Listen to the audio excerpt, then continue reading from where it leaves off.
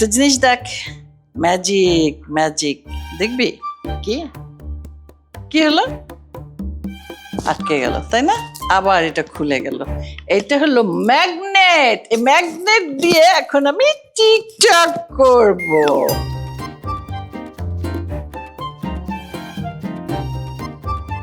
Magnet রে magnet রে magnet রে ম্যাগনেট রে ম্যাগনেট রে ম্যাগনেট রে হা হা হা হা হা।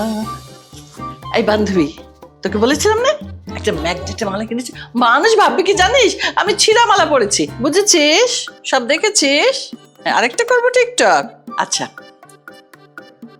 ম্যাগনেট রে ম্যাগনেট ম্যাগনেট রে magnet high high magnet magnet রে ম্যাগনেট রে। মা, আপনার চা। রাখো বৌমা, রাখো। বৌমা কিছু বলবে? না না মা, তেমন কিছু না। আরে বলো বলো, বলো না, লজ্জা কিসের? তুমি তো আমার লক্ষ্মী বৌমা, বলো না, বলো।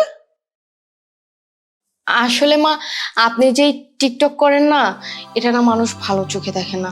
হয়েছে কি, আপনার তো বয়স হয়েছে আর কি। এই যে আপনি ফোন নিয়ে নাচানাচি করেন, লাফালাফি করেন, পাড়ার প্রতিবেশী না হাসি তামাশা করে, আমাদেরকে নিয়ে হাসাহাসি করে অনেক। এই জন্য বলছিলাম কি মা, আপনার এই টিকটকটা না করলে হয় না? ঠিক আছে বৌমা, তুমি যখন বলেছো, আর মানুষ যখন খারাপ বলে এই বয়সে টিকটক করলে, ঠিক আছে, আমি আর করবো না। আমি জানতাম মা, আপনাকে বুঝিয়ে বললে আপনি বুঝবেন। আমি না খুব খুশি হয়েছি জানেন। আচ্ছা আপনি বসেন, চা খান, আমি গিয়ে রান্নাটা সারি। আচ্ছা।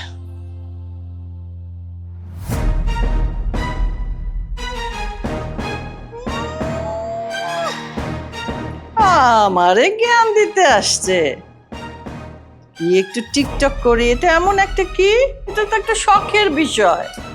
ম্যাগনেট কিনি, টিকটক করে, ওর অসুবিধা কোথায়? জ্ঞান দেয় আমারে।